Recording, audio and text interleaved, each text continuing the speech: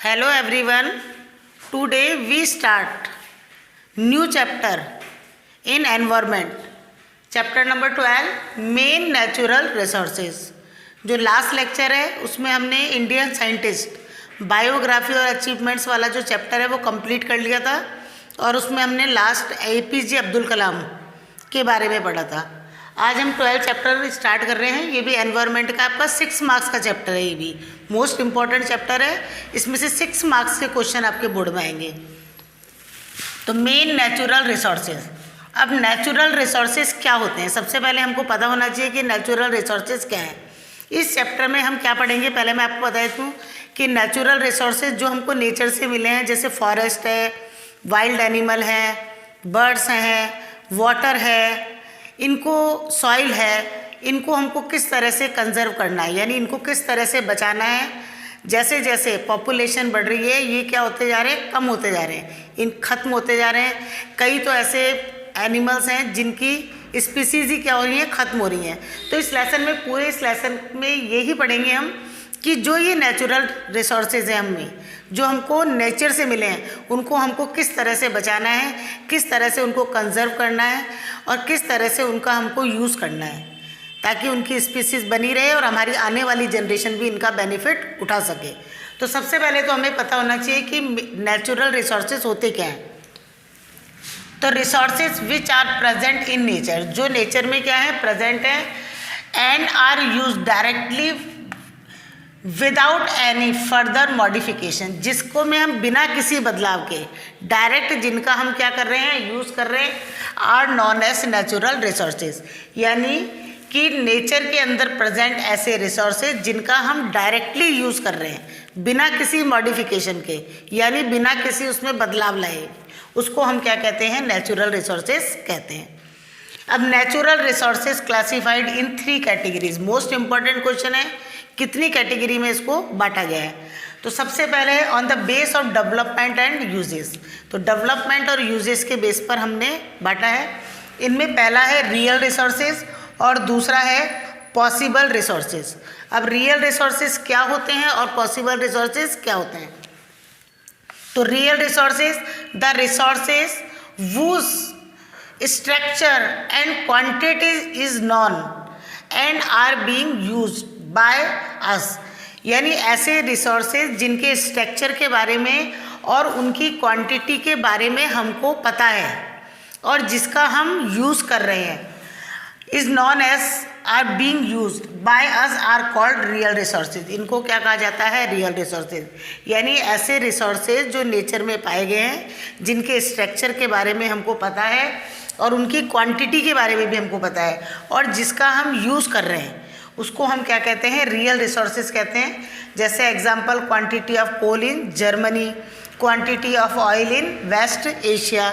इनमें क्या इनका स्ट्रक्चर है, किस तरह से बने हुए हैं, कितनी क्वांटिटी इनकी पाई जा रही है और इनका हम यूज़ कर रहे हैं। Possible resources, the resources whose quantity is not known to us, जिसकी क्वांटिटी के बारे में हमको पता नहीं है। Presently we are not using, present में हम उनका यूज़ नहीं कर रहे हैं। Then but we can use in future, लेकिन फ्यूचर में हम उनका यूज़ करेंगे। तो ऐसे रिसोर्सेज जिनकी क्वांटिटी के बारे में हमको कुछ पता नहीं है, उनका हम प्रेजेंट में यूज़ नहीं कर रहे हैं, लेकिन आगे फ्यूचर में उसका यूज़ करेंगे।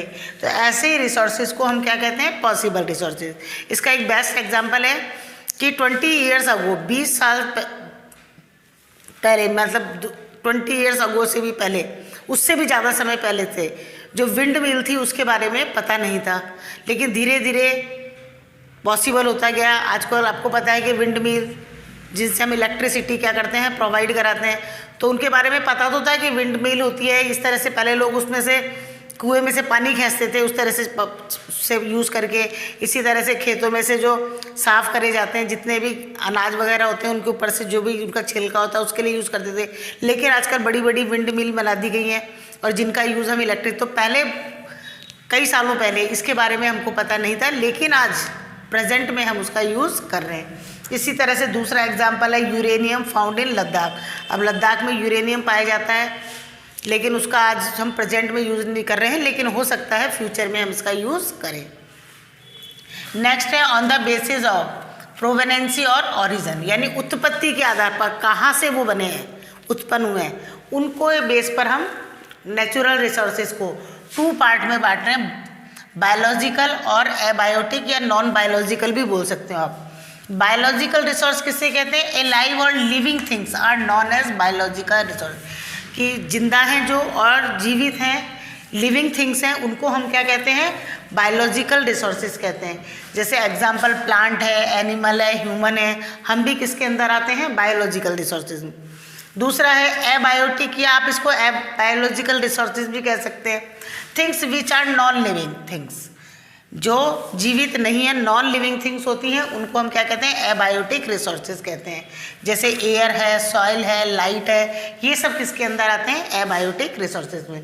तो ये ऑरिजिन के बेस पर है कि उनकी उद्भव या उत्पत्ति किस प्रकार से हुई है, उसके बेस पर 2 पार्ट में बढ़ रहा है, बायोलॉजिकल और नॉन बायोलॉजिकल या बायोलॉजिकल और एबायोटिक रिसोर्सेज। अब थर्ड है आपका on the base of store and distribution, कि स्टोर करने के बेस पर और डिस्ट्रीब्यूशन के बेस पर कितने पार्ट में बांटा गया है? यूनिवर्सल रिसोर्सेज और नॉन यूनिवर्सल रिसोर्सेज। तो यूनिवर्सल रिसोर्सेज क्या होते हैं? The thing which are available everywhere easily, ऐसी चीज़ें जो हर जगह आसानी से मिल जाती हैं, उनको हम क्या कहते हैं? यूनिवर्सल रिसोर्सेज कहते हैं। जैसे एयर इजीली हर जगह पाई जाती है, इसीलिए एयर को क्या कहा जाएगा? Universal resources.